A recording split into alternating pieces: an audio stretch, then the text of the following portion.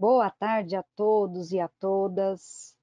É um enorme prazer estar aqui nessa tarde com vocês, queridos educadores dos municípios parceiros e municípios convidados. O assunto de hoje é um assunto muito importante, né? Nós vamos falar sobre desenvolvendo afetividade e interação com o aluno e a família nos encontros online, que realmente é um assunto que vem ao encontro da proposta que nós estamos vivendo por conta da pandemia. Para quem não me conhece ou para quem não lembra, meu nome é Rosana Reis, eu estou gerente pedagógica do Sistema Etapa Público, mas sou professora de profissão. Então, quero agradecer a presença de todos vocês e o comprometimento de participar dessa nossa formação. Então, hoje, eu trago para vocês uma pessoa muito especial, uma delícia de ouvi-la. E ela é professora efetiva do município de Jaraguá, de Goiás. Ela é pedagoga pela Universidade Estadual de Goiás, especialista em educação inclusiva, certificada pela Sociedade Brasileira de Coaching Life, profissional executivo coach e alpha analyst. Certificada em PNL, Programação Neurolinguística, pelo Instituto Elsevier de São Paulo.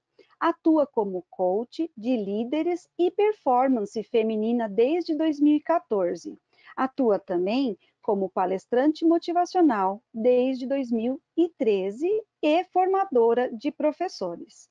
Atuou como coordenadora pedagógica da Secretaria Municipal de Educação de Jaraguá por 4 anos e é coautora do livro Por Trás do Espelho. E eu estou falando da nossa querida Cris Leite, que eu costumo chamar de Cris Belo. Oi, Cris, boa tarde. Olá, Rosana, boa tarde todas as pessoas aí do Sistema Etapa Público, né? A Silvana, o Adriano, que está conosco. Boa tarde a cada professor, a cada professora que está aqui nessa plataforma, a cada professor, professora que está na nossa página aí do Facebook, acompanhando ao vivo. Uma boa tarde, um beijo carinhoso para vocês. Que bom estar aqui com vocês. Para começar, né, eu quero desejar uma tarde maravilhosa. Quero desejar que esse nosso momento ele seja leve, que ele seja produtivo e que ele possa fazer a diferença na sua vida hoje. Se você sair daqui hoje, depois desse momento, com alguma palavra que possa transformar a sua vida pessoal e profissional, eu já fico feliz e satisfeita com a minha missão de vida, que é poder ajudar as pessoas a serem mais felizes, a aceitar, né, elas como elas são e poder melhorar aquilo que não está tão bom assim. É muito gratificante para mim estar falando para professores, para colegas meus, professores, porque hoje eu estou atuando no município de Jaraguá, que é a minha cidade, sou concursada aqui, estou atuando, né, com a turma de 5º ano da primeira fase do ensino fundamental, amo essa série, né, me identifico muito com o 5º ano, mas já lecionei também em escolas particulares, do 6º ao 9º ano, já trabalhei no ensino médio, na escola estadual, sou professora, né, há 16 anos, 12 anos concursada e 4 anos em rede particular.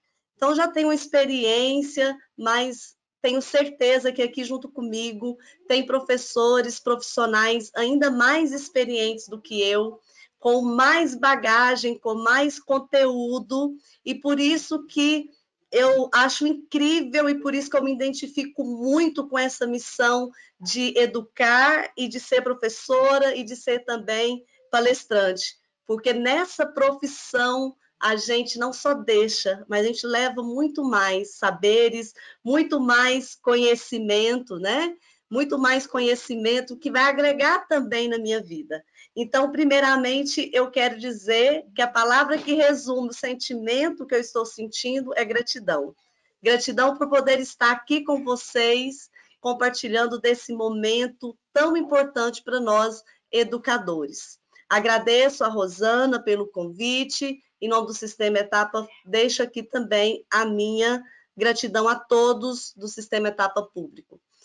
Então, vamos lá. Hoje nós estamos aqui, né, para falar de um tema que eu sou apaixonada, que é desenvolvendo a afetividade e a integração do aluno e a família nos encontros online. É um tema que eu sou apaixonada, por quê? Porque eu sou uma pessoa que amo gente, amo me relacionar, né? Amo estar com pessoas, e vocês não imaginam o quanto que eu sofri e o quanto eu ainda estou sofrendo por não poder ter o contato físico, porque eu amo esse vínculo afetivo que é gerado, que é transformado através das relações humanas. E quando nós nos deparamos com esse momento que nós estamos vivendo de pandemia, eu falei, meu Deus, o que será da Cris agora? O que será de mim agora? Eu que gosto de estar na estrada, eu que gosto de estar em contato com pessoas, eu que gosto de estar sempre perto, né? Olhando o olho no olho. Então, eu tive que desenvolver essa habilidade, essa competência através das redes sociais e ainda, de quebra, conseguir desenvolver um vínculo afetivo com o outro que eu estou falando do outro lado da telinha. Então, esse momento, para mim aqui, ele é muito importante. E estou muito feliz de você estar aqui comigo, tá? Sejam todos bem-vindos a esse momento. Para a gente iniciar, eu quero que você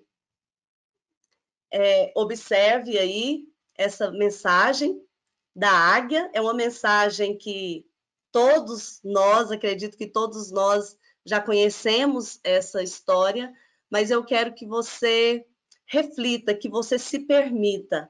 O mais belo da vida, né, é quando a gente se permite olhar para aquilo que eu já vi, mas que agora eu vou olhar de uma forma diferente. Ouvir algo que eu já ouvi, mas que agora eu vou ter uma escuta ativa para entender o que essa mensagem quer trazer para mim nesse dia de hoje. Então, é tempo de voos mais altos, e para isso nós precisamos nos preparar.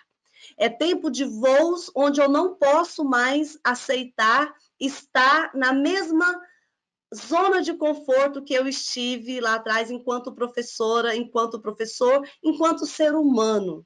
Então, esse é o momento de pandemia, o momento de Covid, o momento em que a gente vive esse isolamento social, mas esse também é o momento que nos dá a oportunidade de nos adaptarmos a esse novo, de nós sermos mais resilientes e de nós aprendermos mais. Aprender coisas novas, aprender novas maneiras de fazer diferente. Então, quando a gente olha para a pandemia com o sentimento de gratidão, tudo se expande, né? A gente cria, então, um olhar multifocal. E para isso que nós estamos aqui, para nos preparar, para que nós possamos sair daqui hoje melhores do que nós entramos e que a gente possa fazer a diferença na vida das pessoas que a nós foram confiadas, que são os nossos alunos, que é a família dos nossos alunos, né? Então, vamos nos preparar. Entre as aves, olha aí, entre as aves, a águia é a que vive mais, cerca de 70 anos. Mas para atingir essa idade, aos 40, ela deve tomar uma difícil decisão, nascer de novo. Pois, aos 40, suas unhas ficam compridas e flexíveis, dificultando agarrar as presas com as quais se alimenta. O bico alongado e pontiagudo se curva, as asas envelhecidas e pesadas dobram-se sobre o peito, impedindo-a de empreender voos ágeis e velozes. Restam à águia duas alternativas: morrer ou passar por uma dura prova ao longo de 150 dias. Esta prova consiste em voar para o cume de uma montanha e abrigar-se no ninho cravado na pedra. Ali, ela bate o bico contra a pedra até quebrá-lo. Espera, então, crescer o novo bico para poder arrancar as suas unhas. Pois, aos 40, suas unhas ficam compridas e flexíveis, dificultando agarrar as presas com as quais se alimenta.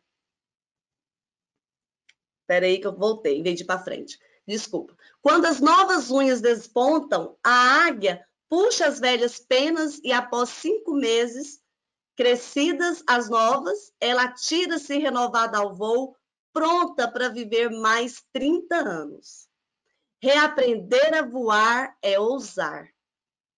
Mas é preciso voar até a montanha, correr o risco, saber esperar, ousar, perder o que envelheceu, despojar-se do que atravanca os nossos passos, aguardar pacientemente o tempo da maturação. Enfim, cabe ser ousado, dar o salto, abrir as asas para a vida e, sem medo, empreender o voo rumo a novos horizontes. Essa história da águia, ela traz para nós um grande ensinamento, né? Ela traz para nós se eu estou preparado para esse novo, se eu estou preparado para esse novo, se eu quero viver esse novo na minha vida, se eu quero transformar a educação, se eu quero transformar a minha prática pedagógica, se eu quero ter esse sentimento de gratidão a Deus, a fé que eu acredito, a vida, a minha história, aquilo que eu sou. Mas eu só vou ter todos esses sentimentos de gratidão, de realização, de satisfação, de amor, se eu quiser passar pela transformação. Se eu quiser passar pela dor. Não tem como eu chegar no sucesso, no ápice de uma montanha, no final do meu objetivo, se eu não passo pela dor. Se eu não quero passar pela dor, dificilmente será a minha transformação. Dificilmente eu vou conseguir me renovar, porque tudo está lá no ápice da montanha, está lá no cume dela. E às vezes a gente olha daqui de baixo, a vista lá em cima, e a gente fica pensando, nossa, que difícil. E no primeiro obstáculo que aparece para mim, a gente paralisa. E eu quero perguntar para você aqui hoje, quantas vezes na sua vida você tem paralisado diante de uma dificuldade? Quantas vezes na sua vida você tem sentido medo, insegurança? Diante dessa pandemia, então, quantas emoções novas ou emoções negativas, poderíamos assim dizer, que nós estamos sentindo? Principalmente no início, quando tudo começou. Então, eu pergunto, quantas vezes você tem parado? Quantas vezes você tem desistido de você? Quantas vezes você tem desistido de conhecer algo novo, de procurar se adaptar ao novo, de planejar dentro desse novo e sim conseguir subir essa montanha? E por que será que duas pessoas diante de um mesmo desafio, uma paralisa e a outra continua? E aí a gente traz aqui para o nosso momento, para esse momento que nós estamos vivendo na educação, das aulas remotas, e aí eu pergunto para você, por que muitos professores param? Já sabe até onde já sabe, e aí se paralisam, aí ficam com medo, aí tem as dificuldades de adaptar as novas tecnologias, a dificuldade de lidar com a tecnologia, a dificuldade de dar aulas à distância, e tudo isso, traz aqui para dentro de nós uma certa angústia. Então, tem pessoas que fazem do seu fracasso, das suas dificuldades, uma prisão. Então, se eu fracassei, se eu tentei uma vez, duas vezes, três vezes e eu não consegui, eu paraliso. E aí, nessa questão de paralisar, eu deixo de experimentar os bons sentimentos que, ao vencer esse obstáculo, eu poderia ter atingido. Então, por que que paralisa? Porque tem pessoas que fazem do seu fracasso, do seu medo, da sua dificuldade, uma prisão. Elas se prendem. Mas tem pessoas que continuam. Por quê? Porque fazem desse momento de dificuldade, de dor e de fracasso, talvez, faz desse momento uma escola. Faz desse momento uma oportunidade de aprender mais. Faz desse momento uma oportunidade de se conhecer melhor e ter o desejo de mudar tudo que está à sua volta. E quando a gente é assim na família, a gente é assim no nosso matrimônio, a gente é assim nos nossos relacionamentos, a gente é assim também enquanto educador, educadora, professores. Então, observe para você quantas vezes você tem parado, quantas vezes você tem desistido de você, quantas vezes você tem feito do seu medo, da sua angústia e da sua insegurança uma prisão. Aí você se prende, você se fecha, você se paralisa e você não consegue dar nenhum passo a mais. Então, vamos olhar a partir de hoje, para quem estiver desse jeito, vamos olhar para o nosso fracasso, para as nossas dificuldades como uma escola. Uma escola que realmente vai fazer com que nós nos tornemos pessoas pensantes. Não só pessoas que operam, mas pessoas que pensam. Onde nós, educadores e nós, professores, mesmo nas aulas remotas, e nós pais também, eu estou falando aqui com pais, eu compartilhei links até com os pais dos meus alunos. Então, nós pais e professores, precisamos entender que não podemos mais viver só no operacional, só operar. E por isso que hoje nós vamos falar dessa afetividade. Essa afetividade que faz com que a nossa inteligência, aliás, que faça com que trabalhe a favor, junto com a nossa inteligência, junto com o nosso cognitivo, junto com o ser, que nós somos seres sociais, seres que se relacionam, seres que têm sentimento, como nos diz a nossa BNCC, trabalhar o indivíduo na sua integralidade. E quando eu trabalho com a afetividade, eu estou desenvolvendo competências socioemocionais no meu aluno e em mim, para que eu trabalhe essa integralidade na vida da criança e na minha vida também. Então, hoje, nós precisamos ter essa preocupação. Eu estou só operando com os meus alunos ou eu estou fazendo com que essas crianças realmente pensem? Eu estou fazendo com que essas crianças, esses jovens, esses adolescentes, observem a montanha da vida deles e entenda que quanto maior a montanha, é maior a visão. Se você está, por exemplo, num edifício, você está no primeiro andar desse edifício, você tem uma visão. Se você está no segundo andar, você tem uma visão maior. Se você está no terceiro, no quarto, no quinto, você vai ampliando a sua visão. Quando você chega lá no último andar, você expandiu totalmente a sua visão ficou ainda maior. Então, quanto mais você sobe a montanha, mais visão você tem daquilo que está na sua frente. Agora, se eu não decido subir a montanha, eu vou ficar vendo só aquele pouco. Só aquilo que eu já sei, só aquilo que eu aprendi na faculdade, só aquilo que eu aprendi na minha experiência com a minha prática pedagógica. A Cris tem 16 anos de prática pedagógica, não preciso aprender mais, não preciso estudar mais, não preciso ler mais nenhum livro, não preciso entender o meu aluno como um ser integral, porque eu já estou pronto. Não, não é assim. A montanha da pandemia está aí. E talvez hoje, depois de um ano de isolamento social, nós podemos dizer que nós estamos na metade ou menos da metade na escalada dessa montanha. Então, hoje, nós professores precisamos entender onde eu estou nessa montanha da pandemia, onde eu estou nessa montanha do isolamento social, onde eu estou nessa montanha que é a criança, o jovem ou adolescente que eu estou trabalhando.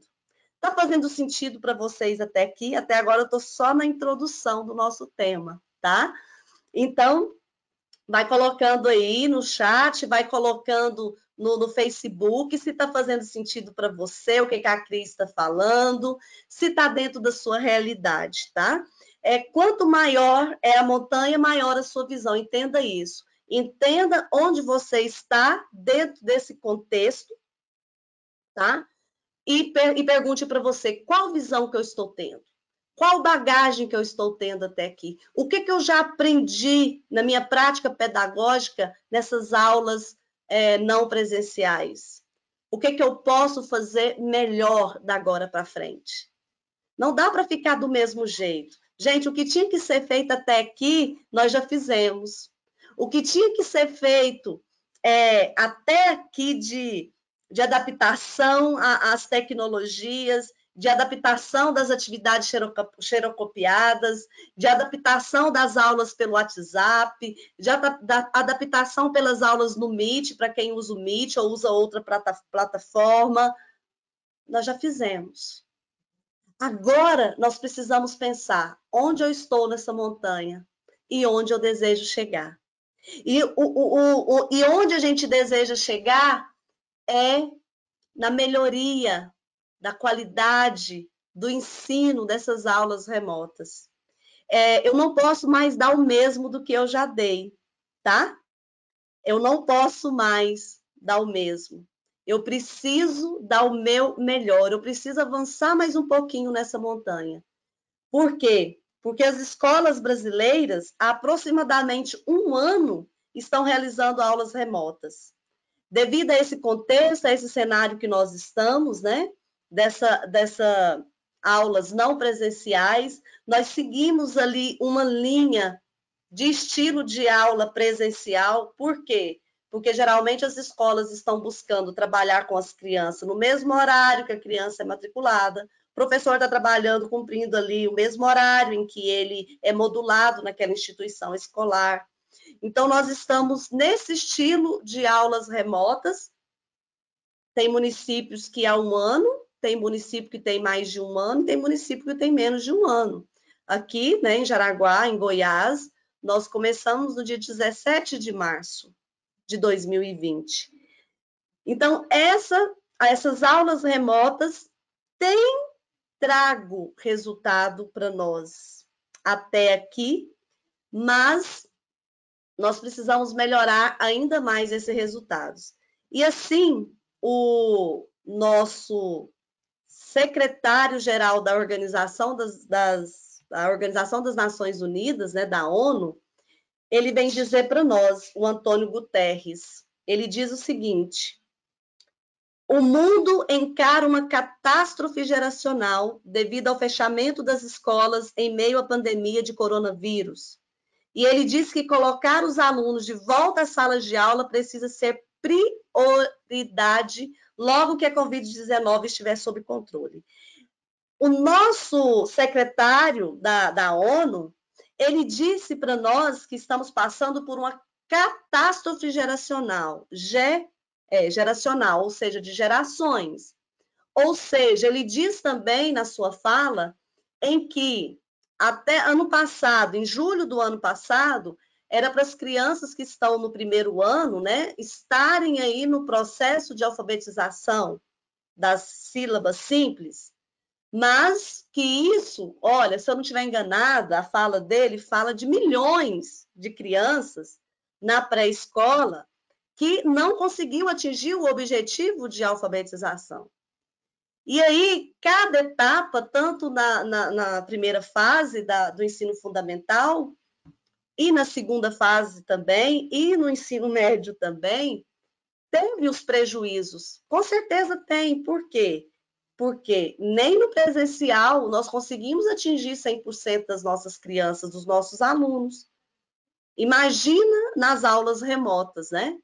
A dificuldade se torna ainda maior. Então, ele traz essa alerta que é preciso voltar para a sala de aula com uma certa urgência. Mas até hoje, né, nenhum governo, nenhum secretário de educação, nem municipal, nem estadual, não teve essa ousadia de voltar. Por quê? Né, usando a sabedoria, ao momento que nós estamos vivendo, que realmente é um momento de colapso, de calamidade, onde nós estamos tendo muitas dificuldades e muitas percas nesse momento com esse coronavírus. Então, as aulas, então, que a gente pensava assim no ano passado, agosto volta, não voltou. Aí a gente pensava assim, janeiro volta, não voltou. E a gente pensa assim agora, tinha uma probabilidade que o Estado colocou de voltar 30% em março. Não voltou, nem 30%. Não voltou, pelo menos aqui, dos municípios que eu tenho conhecimento, né? De como está o Covid-19.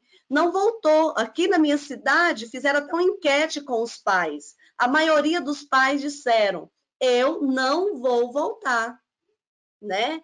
Eu não vou deixar meu filho voltar. Então, a maioria dos pais disseram isso.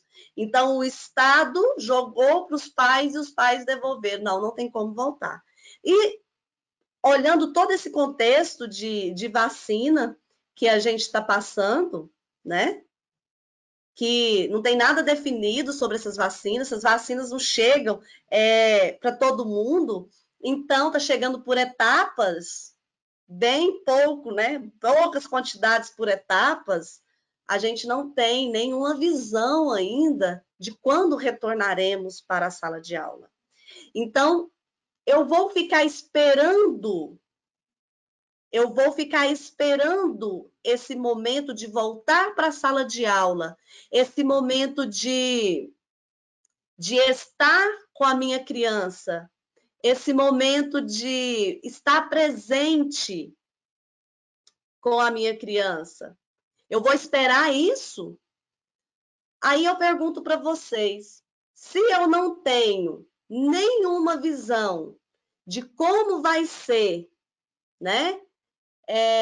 De como vai ser esse momento, eu não posso ficar de braços cruzados.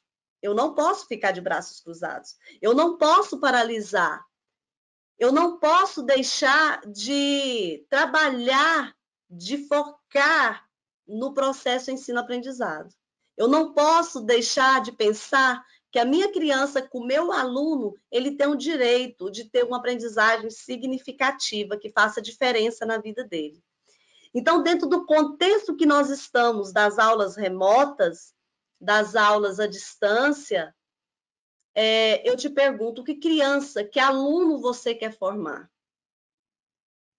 E aí, diante da resposta que você me traz, Cris, eu quero formar um aluno mais reflexivo, um aluno mais ativo, eu quero formar um aluno mais leitor, que tenha competência leitora desenvolvida, eu quero formar uma criança com raciocínio lógico, eu quero formar uma criança com criatividade, eu quero formar uma criança com liderança, eu quero formar uma criança que tenha amabilidade com os outros, eu quero formar um aluno, né, ou criança, depende de onde que você está, em qual série você está trabalhando, criança na educação infantil, aluno na educação básica, né? Então você olha e diz: que aluno, que criança que eu quero formar? E aí você vai respondendo para você e eu faço mais uma pergunta. Eu faço mais uma pergunta. Para eu formar essa criança, que professor eu preciso ser? Que professora eu preciso ser nessas aulas à distância, que seja pelo WhatsApp, que seja pelo Meet, que seja de qual uso, de qual recurso, independente do recurso que você utiliza, eu te pergunto, que professor que você precisa ser para você atingir? E aí eu vou te dizer uma coisa. Se você não respondeu que você precisa ser tudo aquilo que você disse que você quer formar no seu aluno, você não vai conseguir. Porque para eu dar para o outro, para eu oferecer para o outro, eu preciso ser primeiro. Eu preciso ser mais reflexivo, eu preciso ser um ser pensante, eu preciso ser leitor, eu preciso ser criativo, eu preciso ser amável, eu preciso ser líder, eu preciso ter raciocínio lógico.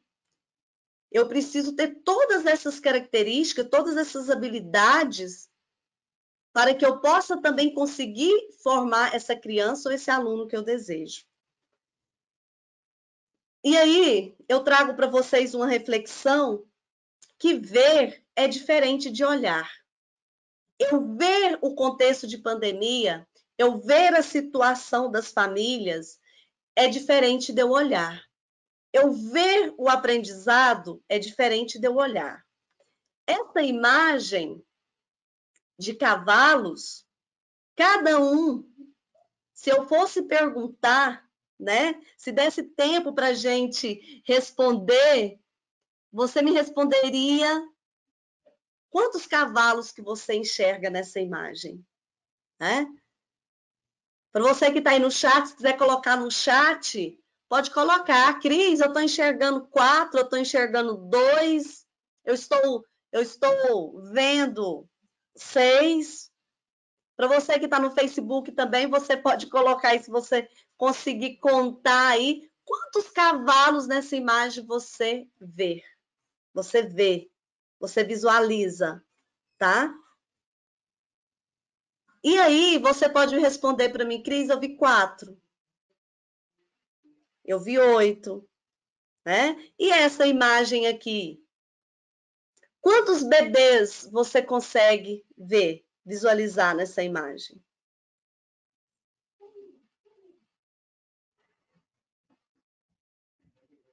Tem pessoas que vai dizer 3, tem pessoas que vai dizer 1, tem pessoas que vai dizer 2. Olha lá, ó, tô acompanhando aqui no Facebook, a Adriana do Facebook coloca que ela enxerga 5 cavalos. A resposta do cavalo são 8 cavalos, gente. Alguém conseguiu? Aí o bebê, tem gente que vai falar 3, 2, 1, tem gente que não vai ver nenhum.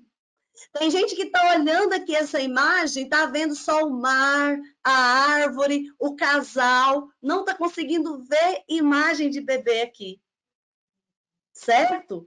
Então, vocês precisam entender que ver está ligado às habilidades fisiológicas da visão.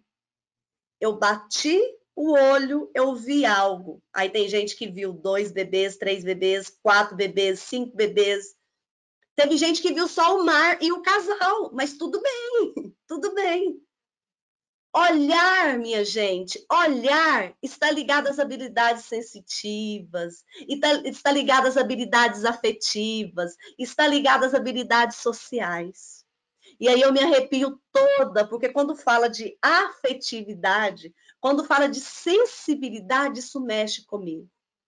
Isso mexe comigo porque foi através da afetividade de uma professora que eu pude me transformar enquanto aluna, enquanto ser humano, enquanto aprendiz. Eu era uma criança, minha gente, que eu não conseguia desenvolver as habilidades necessárias para que eu me tornasse competente em matemática. Eu tinha muitas dificuldades na matemática.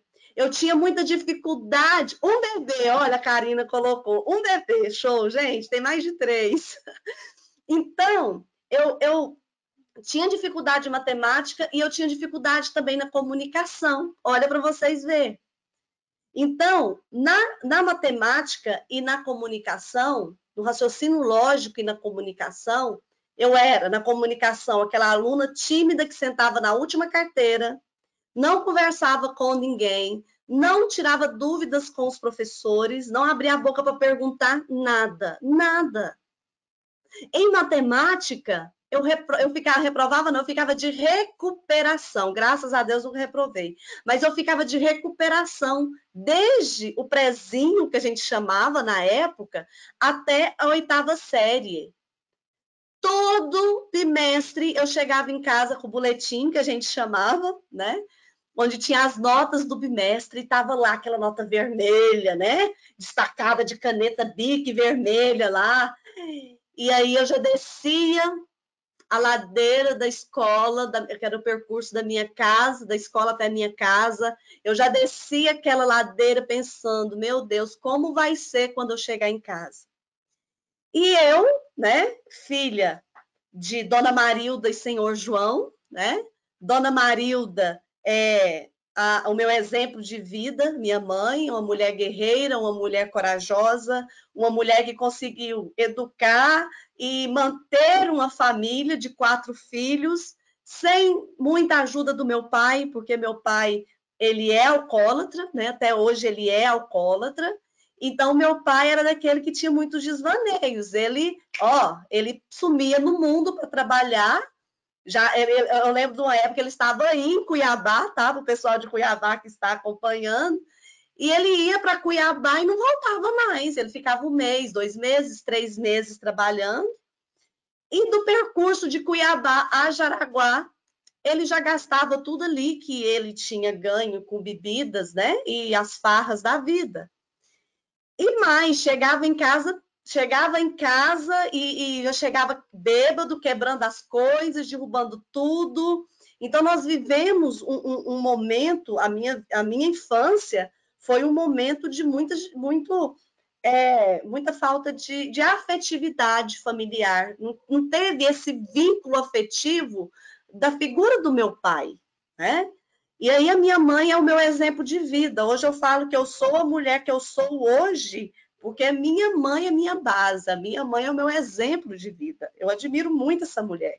Essa mulher que, trabalhando de limpar a casa para os outros, conseguiu, mesmo sem ser alfabetizada, conseguiu formar e educar os seus filhos. Então eu chegava em casa, minha mãe olhava para mim, sabe? Fazia assim na minha cabeça, dava uns 5 cascudos na minha cabeça e olhava nos meus olhos. Eu lembro como se fosse hoje. Ela agachava, olhava nos meus olhos e falava assim para mim assim: "Minha filha, você pode ser o que você quiser ser nessa vida. Mas se você escolher ser uma empregada doméstica como eu sou, que você seja a melhor empregada doméstica. Você não precisa nem de estudar, mas que você seja a melhor. Mas se você desejar ser outra pessoa, eu acredito que você é capaz de ser." E ali, escutando a minha mãe todo mês falando isso para mim, que eu poderia ser aquilo que eu quisesse ser, né? Se você quiser ser professora, você vai ser professora. Se você quiser ser médica, você vai ser médica. Aquilo, minha filha, que você quiser ser, você vai ser. Mas acredite mais em você, você consegue. Mas ela não sabia me ensinar, porque ela não era alfabetizada. E aí ela pagava o meu primo para me ajudar nas atividades, para me ensinar a fazer as atividades. E quando eu estava lá na 3ª série do ensino fundamental, chegou na sala de aula, no primeiro dia, a professora Eunice. Quando a Eunice entrou na sala de aula, foi como se os meus olhos acompanhassem toda a movimentação da tia Eunice. E, a partir daquele dia, eu desejei imensamente ser professora. Porque a tia Eunice desenvolveu em mim, através da sua afetividade com seus alunos, o desejo de ser professora. Porque a tia Eunice, ela cantava, ela brincava, ela transmitia o conteúdo, ela trabalhava aquilo que realmente era importante para nós, que fazia sentido para nós. E a tia Eunice levava a gente até para a casa dela, porque ela entendia que trabalhava com crianças de periferia, com crianças que não tinham nem mesmo uma TV em casa para assistir uma televisão. E na casa dela, aos dias de sábado, ela colocava filme para a gente assistir e colocava pipoca e suquinho, aquele suquito, suquinho, é kisuke que falava na época, se eu não estiver enganada. E Eu olhava para a tia Eunice e amava aquilo tudo, porque nem televisão em casa eu tinha, e eu pensava comigo, eu quero ser professora. E naquele momento eu comecei a me transformar como aprendiz, porque através daquele carinho que a tia Eunice tinha com nós, despertou em mim o desejo de aprender, de gostar da tal da matemática. E aí eu fui indo com meus tropeços, com as minhas dificuldades, mas eu consegui. Quando foi no ensino médio, eu tive a oportunidade, porque aqui em Jaraguá, não sei se vocês conhecem, aqui em Jaraguá é a terra das confecções, não sei se vocês sabem. Aqui nós trabalhamos, né, o nosso comércio, a movimentação da cidade é confecções. Então, fabricam-se roupas, né, para serem vendidas em outros estados. E aí, meu pai falou para mim assim: agora você vai para o segundo grau, que a gente chamava segundo grau, você vai para o segundo grau, você vai fazer à noite e durante o dia você vai trabalhar. E eu, tá bom. Gente, comecei a trabalhar. Comecei a trabalhar. Mas eu não durei nem 2 semanas sentada numa máquina de costura. Porque eu sentada ali naquela máquina de costura, eu não podia falar com ninguém, eu não podia me relacionar com ninguém, porque você tinha que sentar e costurar, costurar, costurar. E eu olhava para aquela máquina e lembrava da fala da minha mãe: você pode ser aquilo que você quiser ser. E aí eu falei para o meu pai assim: pai, eu quero ser professora, eu não quero ser costureira. Eu vou estudar 2 períodos, pai. Eu vou estudar de manhã, vou fazer magistério de manhã e vou fazer o científico à noite, porque o científico vai me dar base para o vestibular e o magistério vai ajudar eu a desenvolver habilidades para ser professora. E meu pai, então já que você vai estudar, então você não precisa trabalhar. E eu fui, minha gente, estudar 2 períodos, no matutino e no noturno. E à tarde, a criatura que é tão ousada que ia para a sala de aula do Colégio Baltazar ajudar a professora Lourdes no segundo ano, né, que a gente falava segunda série, a ajudar ali seus alunos, a ajudar nas atividades, a colar uma tarefa, a escrever alguma coisa no quadro para a tia Lourdes. E a tia Lourdes amava aquilo, né, a minha ajuda, que professor hoje que não quer uma ajuda, né, na sala. E eu fui me desenvolvendo, e eu percebi que realmente era a educação que fazia meus olhos brilhar. E aí o João Carlos, diretor do colégio onde eu cursei o ensino médio, fez uma Olimpíadas de Matemática, e eu dei o meu melhor. Eu consegui ficar em primeiro lugar em matemática no ensino médio, a melhor aluna do colégio, e ganhei um prêmio. Sabe qual foi o prêmio? A minha primeira bicicleta que eu tive na minha vida. Então, assim, estou contando essa história para vocês, para que você se enxergue dentro da sua realidade, para que você não apenas veja você, mas que você olhe para dentro de você e enxergue o tamanho do potencial que você tem aí dentro. Talvez você pode ter fracassado inúmeras vezes na sua vida. Você pode ter fracassado inúmeras vezes na sua prática pedagógica. Talvez você fracassou muito nesse 1 ano aí de isolamento social. Mas você pode, a partir de hoje, olhar para dentro de você e perceber quantas maravilhas você tem aí dentro. Que potencial grandioso que você tem aí dentro e que talvez você está deixando escondido. Talvez você está deixando aí preso numa prisão. Por quê? Porque você não está acreditando em você. E enquanto você não acreditar em você, o sucesso não chega para você. Porque não adianta. Se a minha mãe acreditou em mim, ela é minha base, ela é meu exemplo. Toda vez que eu falo da palavra mãe, eu me emociono. Porque minha mãe é tudo para mim, né? Porque eu olho para ela, eu penso em desistir, eu olho para ela e falo assim: ela está com 64 anos e ela nunca desistiu. Ela separou do meu pai com 25 anos de casada porque não aguentava mais as agressões e ela não desistiu, ela continuou. Por que eu vou desistir? Né? Então, eu quero dizer isso para você, professor, professora. Não desista de você. A sua mãe pode acreditar em você, os seus alunos podem acreditar em você, Mas se você não acreditar em você, nada acontece. O segredo está em acreditar em você. Porque quando você acredita em você, você vai acreditar na sua prática pedagógica, você vai acreditar que mesmo à distância, você pode desenvolver essa afetividade para desenvolver a aprendizagem do seu aluno. Valor nos diz isso, né? Que não há aprendizado sem afetividade.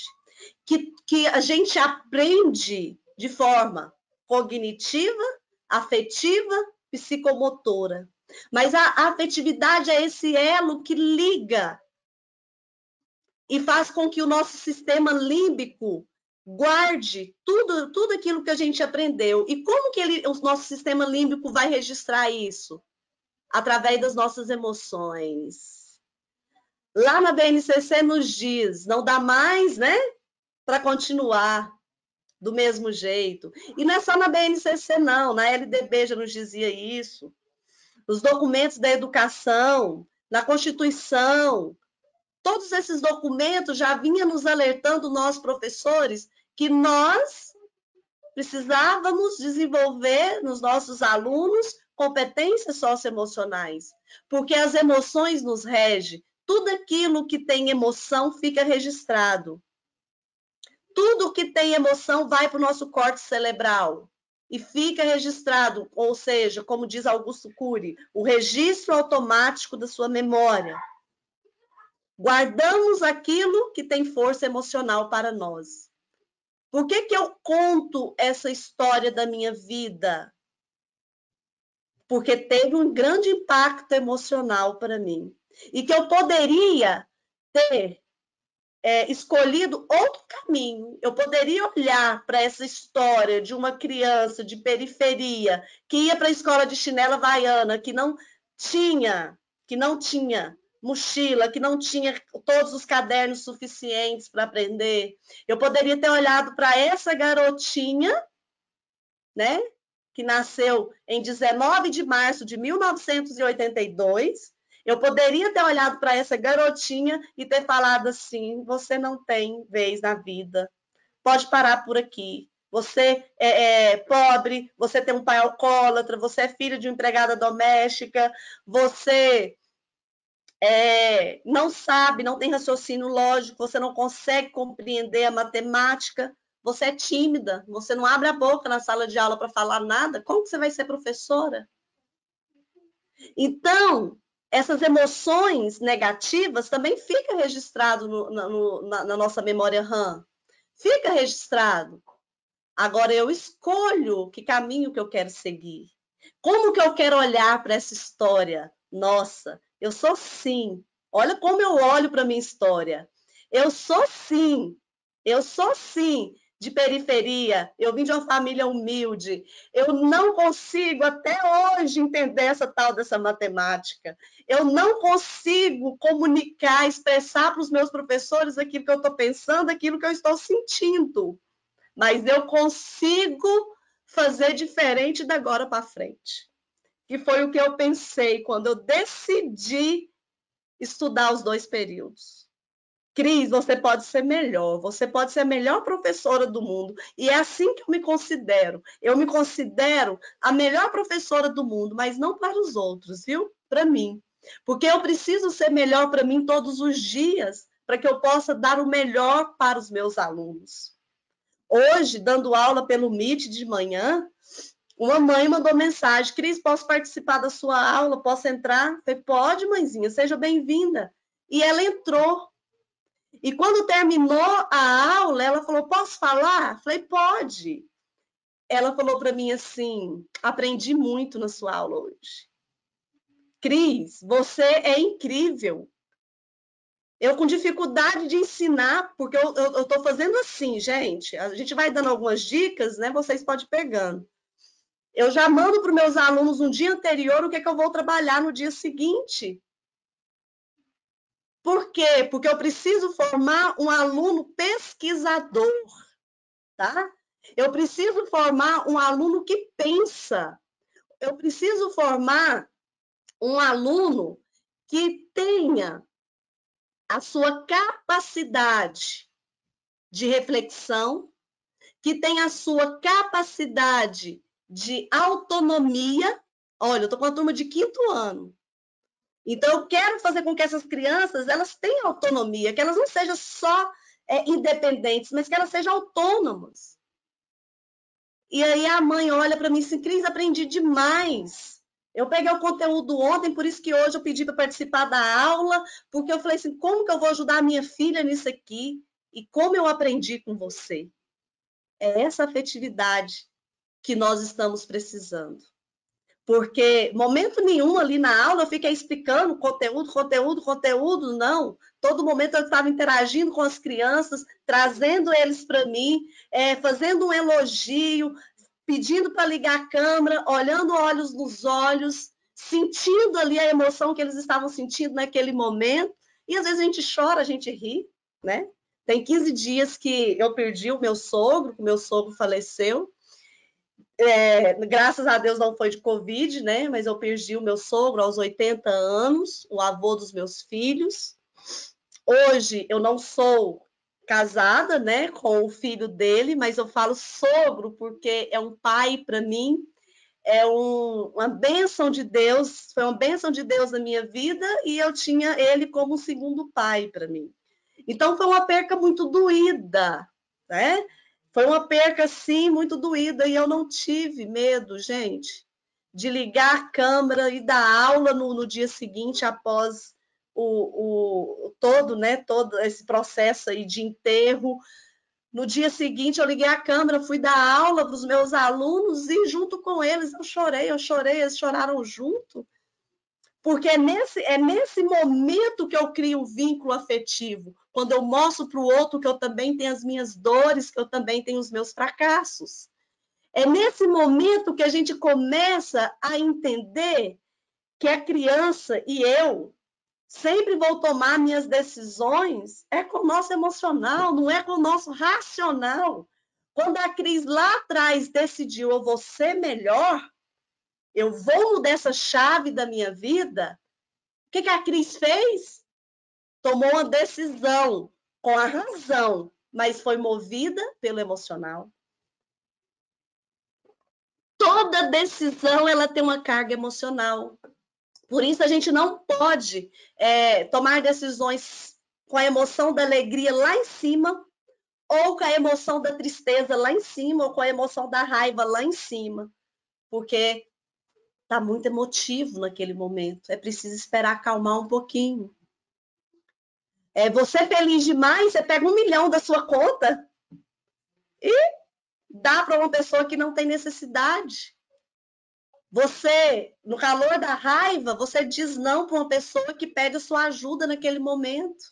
Então, não tome decisões assim, mas a gente precisa entender que a nossa criança, o nosso aluno, ele vai decidir querer ser melhor na aprendizagem dele através desse vínculo afetivo que nós criamos com ele. E aí a gente pensa assim, aí o secretário-geral da ONU nos diz que não está significativa a aprendizagem, que precisamos voltar com urgência para a sala de aula. E por que ele diz isso? Porque quando eu leio Vallon, não sei se vocês leem Vallon, né? Vallon diz para nós desse vínculo afetivo, quanto ele é importante para o processo aprendizado. Então, eu como educadora, diante das pesquisas que eu faço, das leituras que eu faço, dos municípios que eu atendo como palestrante, como assessora pedagógica, e também a realidade do meu município, que eu estive como coordenadora pedagógica da Secretaria Municipal de Educação até o ano passado, observando essas realidades, sabe o que eu senti agora nesse início de 2021? Que não dá mais para ser o mesmo, não dá mais para fazer da mesma forma, e anotem isso aí, tá? Anota isso aí. Não dá mais para fazer da mesma forma. Então, o que está faltando? É o vínculo. É o vínculo do professor com o aluno. É o vínculo da família com o seu filho. Os pais assustaram. Vocês lembram lá no início? Os pais mandavam áudio para a Secretaria de Educação desesperados. Eu não dou conta disso, eu não sou professor, eu sou analfabeto, eu não sei ler, eu não sei escrever, eu não tenho tempo, eu tenho que trabalhar para manter minha família, senão meus filhos vão passar fome. Eu, como coordenadora pedagógica, ouvi muito isso. E eu acredito que cada um que está aqui comigo também escutou isso. E aí, nessas falas, nesse diálogo entre Secretaria de Educação e Família, eu fui percebendo que o pai até hoje não entendeu o seu papel. E a culpa é nossa. A culpa é nossa enquanto escola. Por quê? Porque quando nós estávamos lá no presencial, nós pegávamos tudo para nós, não é?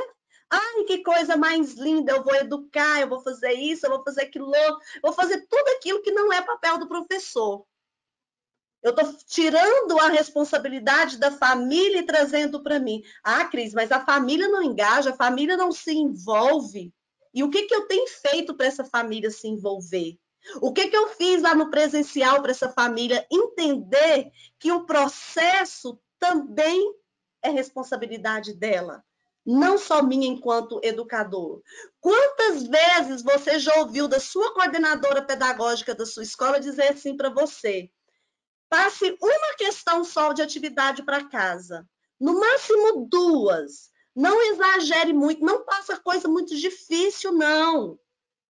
E eu aqui, eu sou a favor do seguinte: nem fácil demais, nem difícil demais. Eu sou a favor de uma atividade de acordo com o nível da minha criança. Eu vou mandar para casa uma atividade que esteja de acordo com aquilo que ela está apresentando para mim. Eu não vou massacrar também o meu aluno, a minha criança. Mas aí a gente escuta os coordenadores dizer isso, não é porque eles estão preocupados. Eu não estou generalizando, nem todo mundo é assim, tá? Eu só estou observando a realidade que eu já vivi, que eu já passei, mas não são todos assim. A maioria, ou vou dizer assim, alguns deles, estão mais preocupados com o reflexo que aquilo vai dar lá na família, com como que a família vai chegar na escola, a família vai chegar na escola, vai reclamar do professor, vai reclamar da escola. Por quê? Porque ninguém quer chateação. A escola, a Secretaria Municipal de Educação, eu já estive lá na Secretaria de Educação.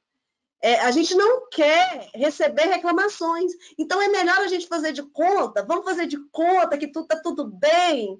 E aí ninguém fica chateado com nada, pai não me enche o saco, pai não vem na escola encher o saco do diretor, nem da coordenadora, e nem do professor. Mas aí eu vou empurrando com a barriga, fazendo de conta que o aprendizado da criança está acontecendo. E às vezes, o que eu tenho observado agora, nesse 2021, as atividades remotas foram suficientes até esse momento. Mas agora para frente não pode ser mais, gente. Eu tenho que pensar em uma nova estratégia. E aí a nova estratégia, como diz a ONU, mais o MEC, vem falar para nós que eu preciso trabalhar a gestão de pessoas, eu preciso trabalhar a empatia, eu preciso trabalhar a inteligência emocional, eu preciso trabalhar a tomada de decisão, eu preciso saber trabalhar com a minha criança a orientação para servir, a negociação, a flexibilidade cognitiva, como diz a ONU. E o MEC nos diz: professores precisam trabalhar pensamento científico, cultural, comunicação, tecnologias, autonomia e responsabilidade, argumentação, autoconhecimento e autocuidado, empatia e cooperação, autogestão, valorização e utilização do conhecimento. E aí é onde eu quero chamar a atenção de vocês, meus colegas professores.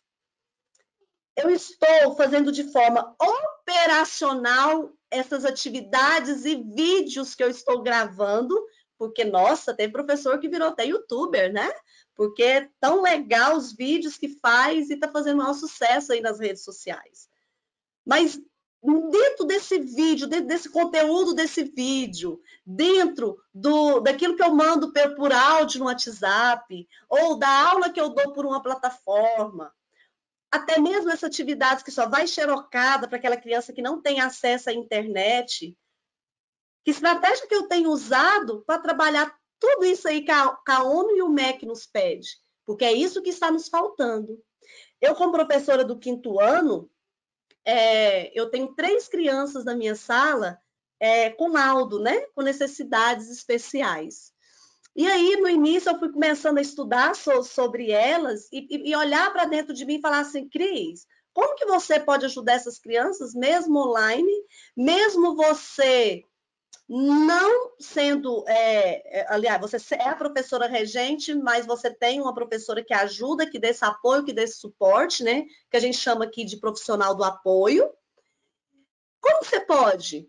Porque é muito fácil eu virar para minha colega de trabalho e falar assim: olha, minha colega, se vira aí com esses 3 alunos, se vira aí com esses 3 que têm essas necessidades especiais. Eu vou cuidar dos meus 29, né? Que são os demais. Não, eu sou professora, né? De todos. Eu sou professora de todos. Aliás, eu sou professora dos 28 e sou professora dos 3, então sou professora dos 31 alunos. Então eu olhei para dentro de mim e falei assim, Cris, e aí? O que você vai fazer? Você vai cruzar os braços? E aí uma das crianças, ela não é alfabetizada, gente. Ela não é alfabetizada. E aí a mãe, o dia que eu montei o grupo do WhatsApp, antes de iniciar as aulas, a mãe já falou assim, ó, olha, Cris, deixa eu correr aqui que o nosso tempo está acabando, né? Olha, Cris, a minha filha, ela é burra, ela não aprende, ela tem dificuldade, ela tem laudo, eu vou te mandar o laudo dela. E aí, naquele momento, pelo WhatsApp, eu aproveitei já para começar a trabalhar a afetividade com essa mãezinha. Eu mandei o áudio para ela mais ou menos assim: olá, olá, mãezinha, olá, dona Rosa, né?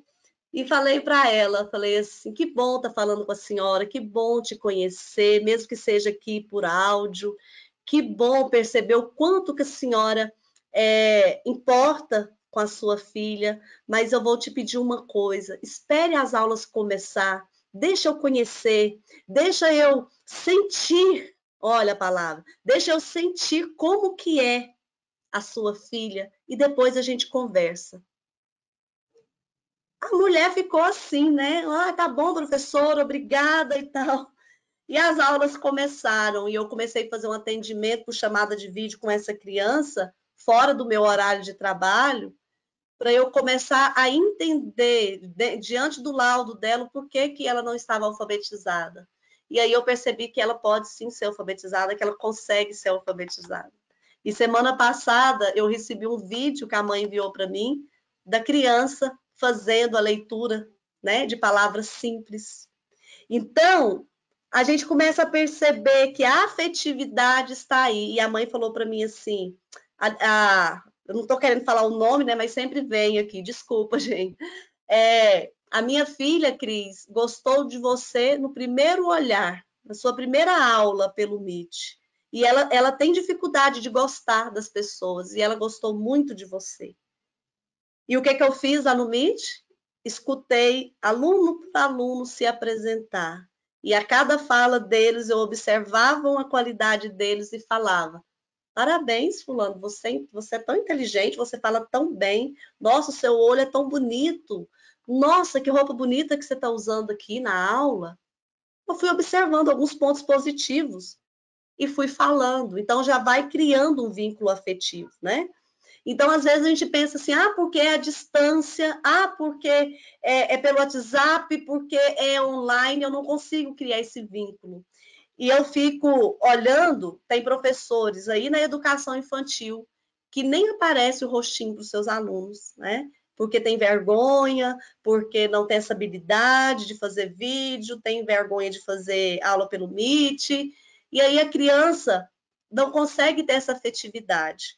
Ano passado, meu filho, Gabriel, eu tenho um filho, eu tenho 3 bênçãos na minha vida, meus 3 amores, a Luísa, o Rafael e o Gabriel, e o Gabriel está com 7 anos, e ano passado ele estava na alfabetização. E eu olhei para ele e senti a aflição dele. E ele, uma criança muito inteligente, ele chegou a falar: eu não quero estudar mais. Eu não quero estudar mais, está muito chato isso aqui. E aí eu fui percebendo que estava chato porque não tinha vínculo, não estava tendo vínculo, não estava tendo a presença da professora. Então, a criança, ela sente a nossa falta. Então, a gente precisa diminuir isso aí, diminuir esse espaço, tá? E aí, eu vou pular algumas coisas aqui, porque o nosso tempo está acabando, mas aí a gente percebe que a BNCC traz para a gente a habilidade para o conteúdo. E às vezes nós estamos insistindo em trabalhar o conteúdo para a habilidade. E por isso está dificultando eu ter o que com as minhas crianças? A afetividade. Por quê? Porque nas aulas remotas, minha gente, o nosso foco está no conteúdo. Vamos repetir isso? O nosso foco está no conteúdo.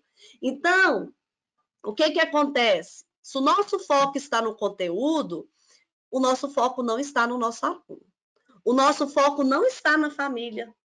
E se está no conteúdo, o ensino simplesmente saiu da escola e foi para casa, por isso ele é remoto, mas não foi junto à figura presencial do professor. Então, por isso que o pai se sente assim, angustiado. E eu, como professora, também me sinto angustiada, porque de repente eu saio das quatro paredes de uma sala de aula e de repente tem mães assistindo a minha aula pelo Meet, por exemplo. Tem mães de olho se você está corrigindo as atividades. Por quê? Porque eu estou com foco no conteúdo, e onde o foco é conteúdo, precisa de uma figura do professor. E a BNCC já pede para nós, não foca no conteúdo, foca na habilidade que você quer desenvolver na sua criança para você chegar no objeto do conhecimento, para você chegar no conteúdo. Primeiro eu vou pensar na habilidade e competência que eu quero desenvolver. E aí eu vou entender que a afetividade, ela está no meio desse processo, entre família, entre professor e entre aulas remotas ou encontros online, como vocês desejarem chamar. E aí, o professor dessa pandemia, nesse momento, o professor está cansado, o professor está desgastado, o professor às vezes está depressivo, pesquisas mostram para nós que o aumento de número de professores depressivos, com ansiedade, com síndrome do pânico, aumentou muito mais após o início das aulas remotas, tá? Por que aumentou? Porque eu estou tendo dificuldade de lidar com o novo, eu estou tendo dificuldade de aceitar o novo, eu não sei, eu nunca fiz isso. Então, isso gera em mim uma angústia, porque eu não estou conseguindo vínculo afetivo com o meu aluno, e se eu não estou conseguindo vínculo afetivo, eu não estou conseguindo uma aprendizagem significativa para ele. Então, o professor, nessa pandemia, está nesse cenário. A família também está nesse cenário. Mesmo as famílias mais simples, ou as famílias das classes médias, elas estão nesse cenário, porque agora ela precisa ser realmente família. Olha que lindo. Porque o papel da família, minha gente, não mudou. Simplesmente as famílias agora estão percebendo que elas precisam realmente exercer o seu papel de pai, o seu papel de mãe, ou o seu papel de cuidador, seu papel de responsável por aquela criança. Então, a família, ela se sentiu angustiada porque tudo a escola abraçava. E agora não, agora a gente tem que dividir esses papéis. E aí a família chega para você nessa angústia, te manda áudios mais desaforados do mundo, que eu acredito que vocês aqui já devem ter recebido. Rafa, vem aqui. Vocês já devem ter recebido. E aí vocês vai entender que esse pai, na verdade, ele nunca foi família, porque ele nunca teve interação em família, ele nunca teve afetividade em família.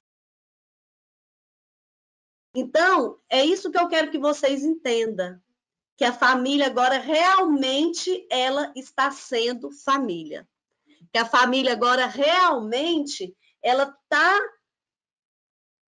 tendo que ser família. E aí eu, como mediadora desse processo, eu vou trabalhar a afetividade. Aí a nossa responsabilidade dobra também. Porque além de eu trabalhar a afetividade com a minha criança, trabalhar a empatia, trabalhar a amabilidade, eu também tenho que ensinar essa família a ser família.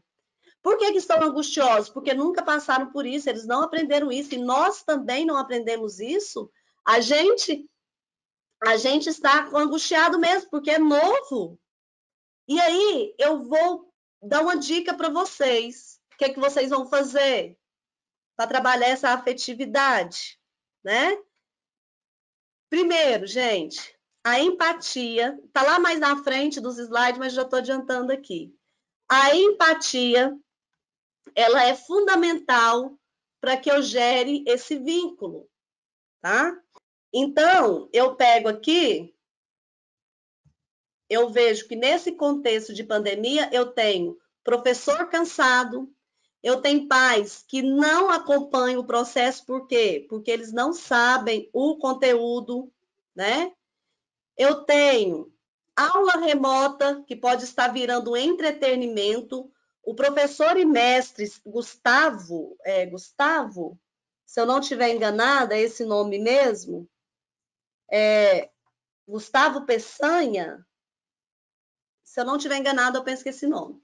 Ele diz para nós que as aulas remotas estão virando entretenimento. E por que está virando entretenimento? Porque está com foco no conteúdo. Eu mando a tarefa ali no Word, no PowerPoint para a criança, no WhatsApp, para quem trabalha só com WhatsApp.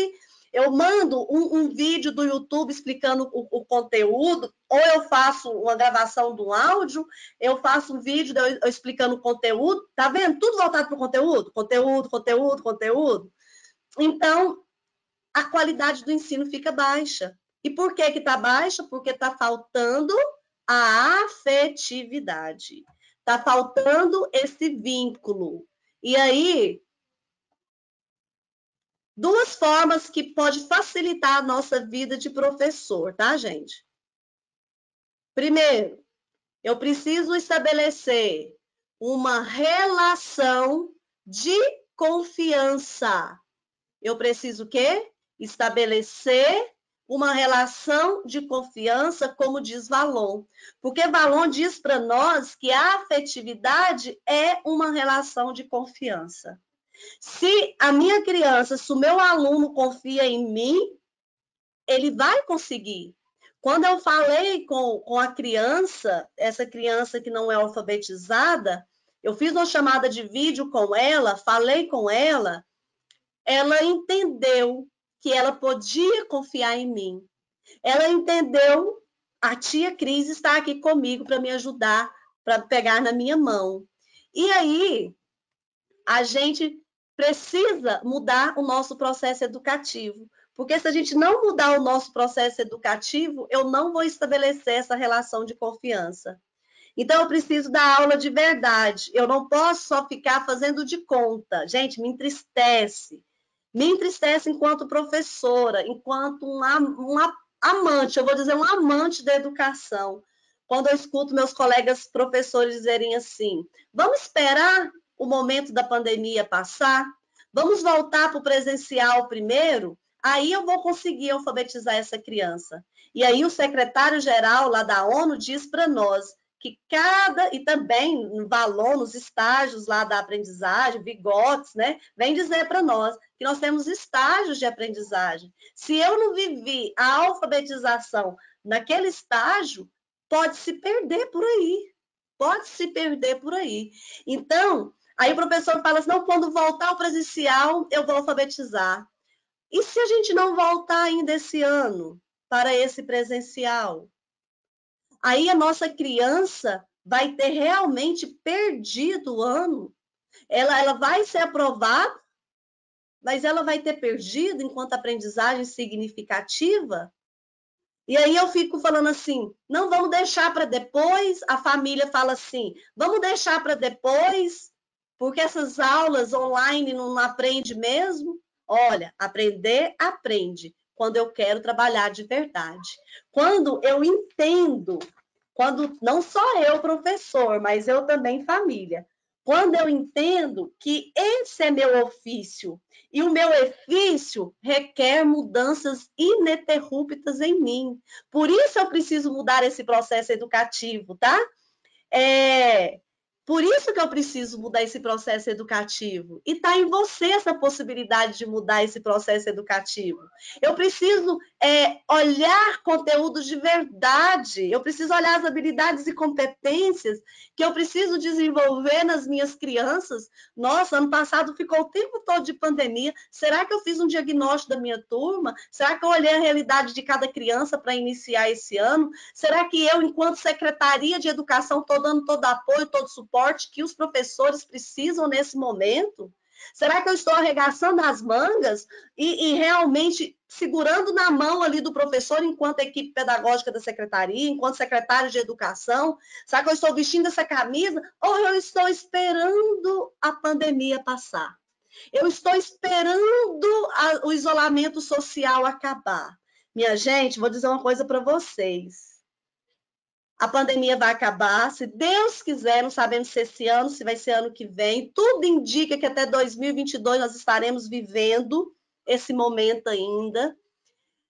Eu posso até voltar para o presencial, mas as coisas não serão mais as mesmas. Eu vou continuar trabalhando com o ensino híbrido, eu vou continuar trabalhando com a tecnologia, eu vou continuar trabalhando, porque isso não tem como mais sair, não tem como mais voltar atrás, vai ficar impregnado. E a gente vai pegando gosto por isso. Então, vamos ter lá o presencial e vamos ter o online também.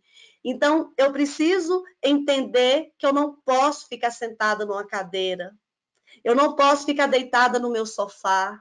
Eu não posso ficar lá na Secretaria de Educação, dia sim, dia não, sem pensar na realidade que cada criança do município está passando, sem pensar na realidade que a família está passando.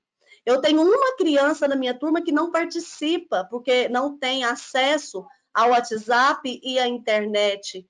Mas eu falei para minha coordenadora, vamos lá agora, antes de encerrar o bimestre, vamos lá fazer uma visita para essa família. Eu quero conhecer a família desse aluno. Eu não quero só ficar recebendo papel aqui em casa de atividades que ele fez, mas eu preciso, com toda a segurança do mundo, me resguardando aí com máscara, álcool, distanciamento, eu preciso olhar nos olhos dessa criança, eu preciso conhecer essa criança.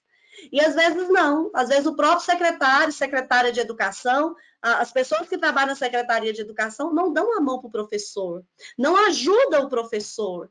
E como faz a diferença hoje quando eu olho para o Eduardo, depois de 2013, foi em 2013, hoje nós estamos em 2021, vocês fazem a conta aí.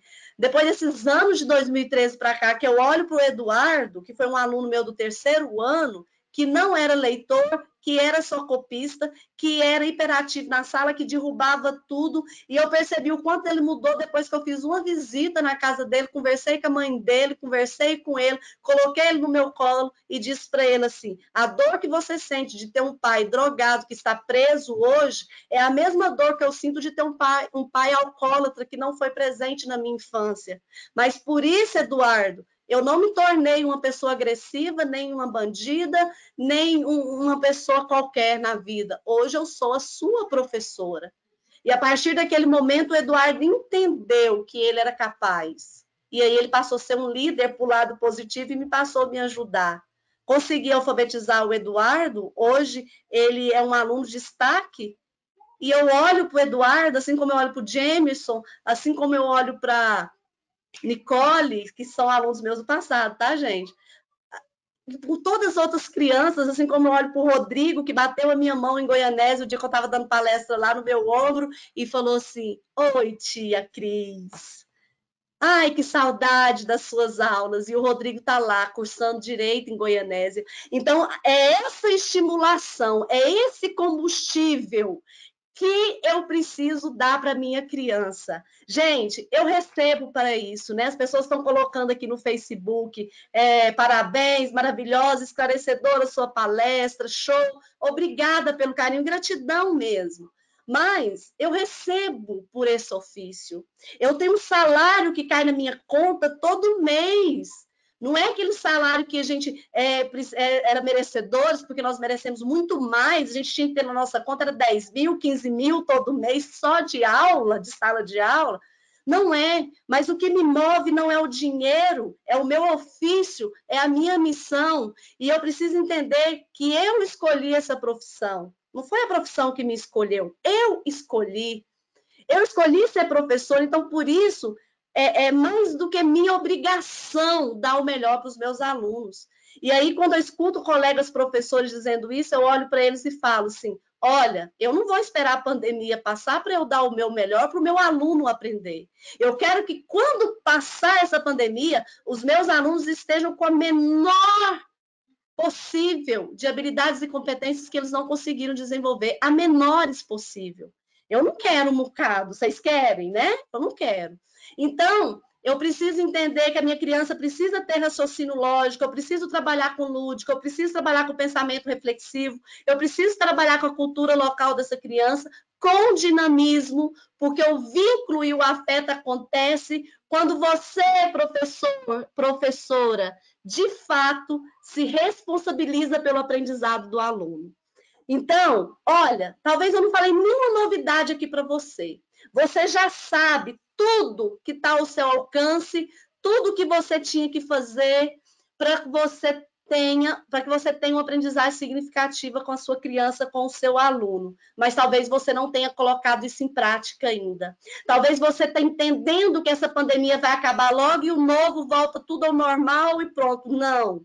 Nós precisamos arregaçar nossas mangas agora, vestir realmente a camisa de educadores e dar o nosso melhor. E aí, como que eu vou fazer isso? Através desse ensino híbrido, que na sua interpretação seria presencial e online, mas como a gente não pode ter presencial, esse ensino híbrido, ele precisa acontecer tanto na internet, quanto no WhatsApp, quanto no Meet, quanto nas tarefas xerocopiadas, ele tem que acontecer também, gente, ainda não está acontecendo, eu ainda não sei. Se o município seu já faz isso, palmas para vocês e manda para mim se está dando certo. Transmitir também essas aulas via rádio. Por quê? Porque tem crianças da zona rural que não têm energia elétrica, não tem internet, tem crianças que têm um radinho, né? Ele não tem internet, mas ele tem um rádio. E ali, a Secretaria Municipal de Educação pode organizar com a rádio local horários. A Secretaria Municipal de Educação também tem recursos, porque é fácil de fazer isso, montar uma estrutura de rádio dentro do prédio da Secretaria de Educação, para que essas aulas também cheguem às nossas crianças via rádio. Cris do céu, mas eu não tenho essa voz aí de locutora para dar aula pelo rádio. Aí vai o olhar de liderança. Aí entra o processo de gestão da Secretaria Municipal de Educação. Olha, eu estive na Secretaria de Educação por 4 anos e, ao todo, são 612 funcionários, incluindo administrativo e professores. O que aconteceu? Eu consegui aprender o nome de todos os funcionários durante esses 4 anos, porque eu preciso conhecer com quem que eu estou trabalhando, eu preciso reconhecer que cada ser humano tem uma qualidade, tem uma competência, tem uma habilidade. Então, enquanto Secretaria de Educação, é o olhar da Secretaria de Educação, mais dos gestores municipais das escolas, para dizer assim, a Cris tem habilidade para dar aula na rádio, a Maria tem habilidade para fazer um vídeo do WhatsApp. O João tem habilidade de fazer tarefas para serem xerocadas.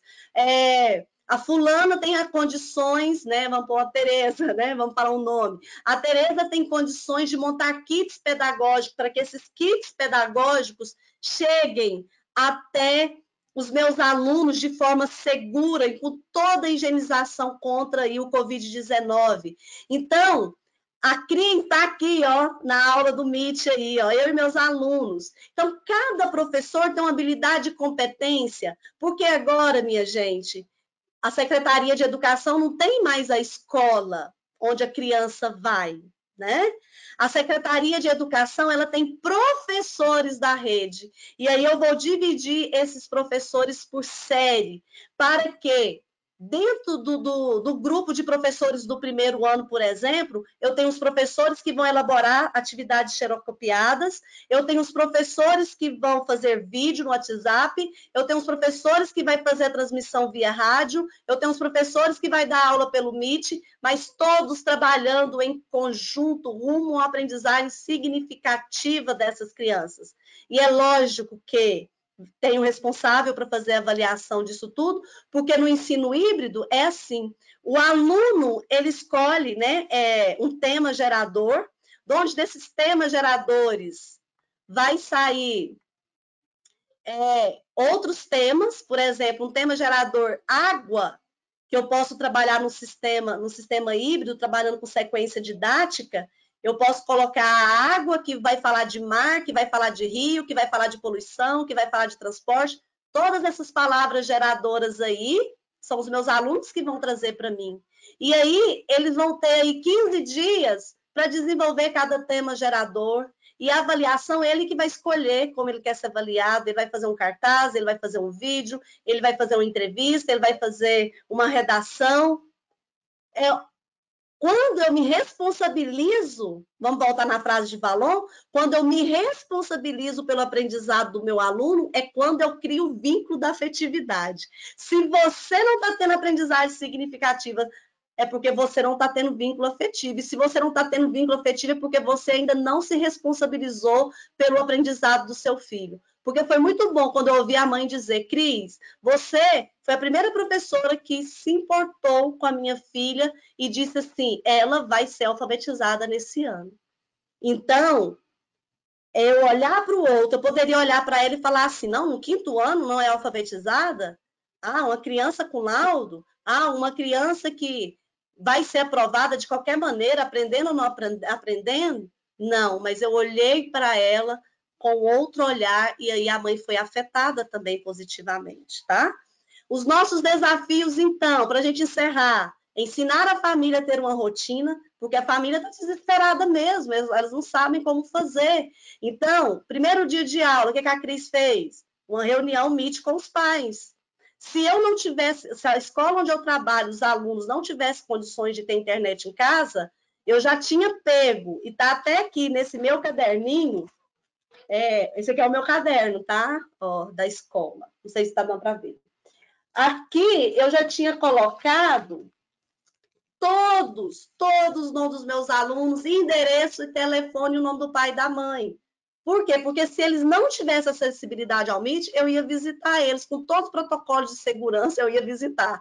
Por quê? Porque eu preciso explicar para a família, é uma nova rotina. A tia Cris trabalha assim, assim, assim, para que o pai entenda o processo. Pai, você vai poder ajudar seu filho assim, assim e assim. E isso com amabilidade, porque quando eu tenho amabilidade, eu crio vínculo com esse pai, eu amo essa família, eu crio empatia, porque eu coloco no lugar desse pai e dessa mãe. Esses dias, acho que tem esses dias assim, umas 4 semanas atrás, uma mãe foi até antes do meu sogro falecer, inclusive eu estava no hospital com ele, fora do meu horário de trabalho, uma mãe mandou um áudio, eu abri, escutei, e ela mandou um áudio mais difícil para mim naquele momento. E aí eu respirei bem fundo e falei, peraí, Cris, se coloca no lugar dessa mãe. Ela está em casa, tendo que ajudar o filho tem dificuldade, ela está sem tempo, ela está passando por alguma dificuldade estressora e o estresse dela não é com você, é com outra situação. Respira fundo, Cris. Respirei fundo e mandei o áudio de volta para ela. Mãezinha, ela reclamou porque eu não atendi. Eu dou aula de manhã, ela me ligou às 2 horas da tarde, o filho me ligou para fazer uma chamada de vídeo para tirar a dúvida e eu não atendi porque eu estava no hospital. E aí ela mandou um áudio mais desaforado, né, pelo aquele momento que ela estava vivendo ali. E aí eu falei para ela assim, mãezinha, desculpa eu não poder te atender agora nesse momento, eu estou no hospital com o meu sogro, mas assim que eu chegar em casa, após as 17 horas, eu vou retornar a ligação para o seu filho e vou tirar a dúvida dele. E se você também quiser participar, a gente conversa, tá bom? Obrigada, fica com Deus, um abraço, mas eu entendo a sua situação. A mãe mandou outro áudio pedindo desculpa, quase chorando, de vergonha.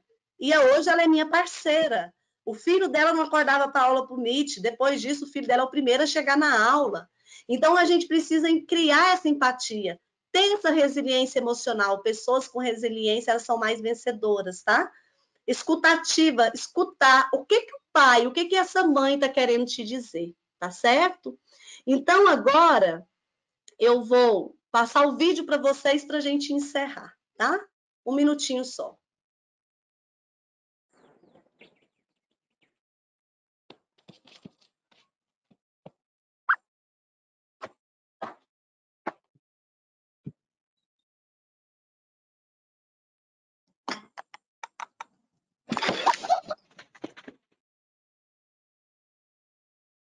She packed my bags last night, pre-flight,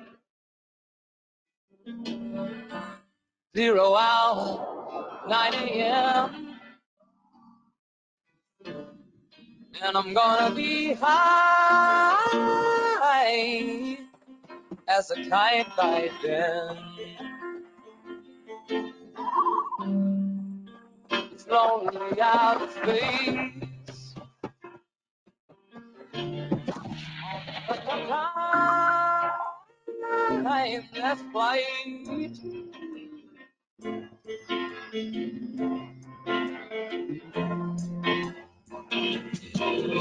And I think it's gonna be a long, long time till touchdown brings me round and get to find I'm not the man they think I am at home. Oh, no, no, no.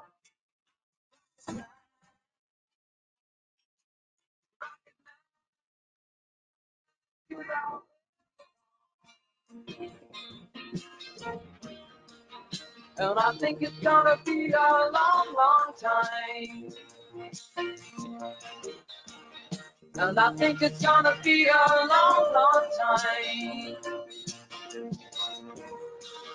And I think it's gonna be a long, long time. Ok? Com esse vídeo, eu quero terminar, né, o nosso momento, dizer para você que alguns nasceram para ser a grande massa, alguns nasceram para ser professor, mas você nasceu para ser o professor, a professora. Você pode ampliar o seu olhar e você pode fazer a grande diferença nesse mundo em que nós estamos. Você pode dar o seu melhor sim, porque você, acreditando em você, você pode transformar a sua vida e transformar a vida das pessoas que estão à sua volta. E quando você entender que você pode ir muito além da onde que você está, que você pode chegar no cume dessa montanha, que você pode ser o alpinista da sua vida, que você pode escalar, independente de qual lugar dessa montanha você está, você pode escalar e você pode chegar lá e atingir o seu sucesso. Aí sim, você vai ter entendido que o aluno precisa de amparo. E esse amparo é vincular. E esse vínculo é uma relação de confiança com a sociedade. Eu deixo aqui para você o meu abraço, o meu carinho. Deixa aí, vou passar para o pessoal aí do Sistema Etapa para que eles possam fazer as considerações finais e trazer perguntas também. Para quem mandou alguma pergunta, não sei, porque eu não tenho acesso, né? Mas eles vão estar falando aqui com a gente.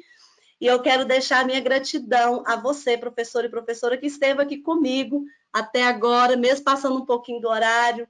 Deixa aí seu feedback no Facebook para mim, para que eu possa também estar olhando, tá? Estar com vocês é um sentimento de gratidão, porque a cada aula que eu dou, a cada entrega que eu dou, a cada formação que eu dou para professores, aumenta no meu coração o amor pela educação. Aumenta no meu coração o desejo de continuar impactando positivamente a vida das pessoas à minha volta. Aumenta no meu coração a fé de acreditar que a educação ela pode ser cada vez melhor, porque ainda existe pessoas no mundo que querem fazer a diferença. Ainda existe pessoas no mundo que querem transformar vidas. Ainda existe pessoas no mundo que são capazes de criar vínculos afetivos para transformar a educação e dar para os nossos alunos uma aprendizagem significativa. Beijo e valeu! E deixa a Rosana aí com vocês. Cris, muito obrigada pelas suas palavras.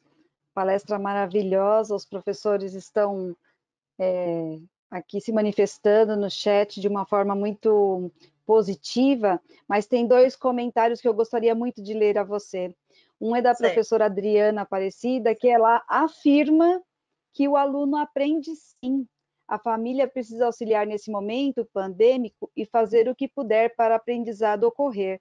Nós, professores, estamos superando nossas habilidades para melhorar o aprendizado à distância. Olha que legal. É isso mesmo, professora. Nós podemos, nós somos formadores de opiniões, né? Somos. Que bom. Quando a gente vê essa consciência, né? Quando a gente vê essa consciência, a gente fica muito feliz, porque realmente nós estamos nos transformando em pessoas melhores e as famílias também, né? As famílias também. Exatamente. E também tem o depoimento da professora Sueli, que ela diz: sua palestra me motivou a buscar uma mudança, fazer algo diferente para os meus alunos. Muito obrigada. Então, realmente, Cris, muito obrigada, em nome de todos os professores, em nome do Grupo Etapa, porque nós sabemos que os professores têm, né, o poder de decisão, de escolha, de saber o que é melhor para os seus alunos, de levar sempre uma aprendizagem melhor, e nós do Grupo Etapa acreditamos nos nossos professores, nos educadores brasileiros. Nós acreditamos que tudo é possível quando vocês, professores, querem, porque vocês fazem toda a diferença. Então, Cris, muita gratidão pelas suas palavras, tá? Agradeço também a presença de todos os educadores e eu espero todos vocês na nossa próxima webinar, que será dia 31 de março, com o professor Celso Vasconcelos, com o tema Planejamento, um olhar sensível e humanizador em tempos de pandemia. Cris, muito obrigada, viu? Deixa eu só agradecer um pouquinho aqui também. Estou vendo aqui no Facebook, muitos professores daqui de Jaraguá, né? Colocando aí comentários, participando com a gente. Obrigada, meus colegas, né? Vocês são a pupila dos meus olhos, porque são os meus colegas de trabalho, da nossa lida do dia a dia, né? Deixo um carinho especial aí para a Roberta, para a Cimeire, para a Elaine. Em nome dessas 3 professoras que eu consegui visualizar aqui, eu deixo meu abraço a todos os demais. Beijo. Rosana, você não tem noção do que está aqui dentro, de tamanha gratidão de estar com vocês nesse dia de hoje. Vocês sabem que eu tenho um carinho enorme por esse grupo Etapa, que sou apaixonada no material de vocês, o quanto vocês dedicam à educação, o quanto eu sei que vocês realmente vivem essa missão de educador. Então, estar com pessoas assim, para mim, edifica minha alma, edifica minha vida, viu? Obrigada, muito grata mesmo. Mas faço minhas palavras aí da Rosana. Muito obrigada. Depois nós vamos passar aí para você os comentários. Tiveram algumas perguntas que nós, né, vimos aí que foi respondido ao longo da sua apresentação. Tá bom? Então tá, um grande beijo a todos, né? Um excelente início de noite aí. Até a nossa próxima. Obrigada, Cris. Até mais. Grande beijo para todos. Tchau.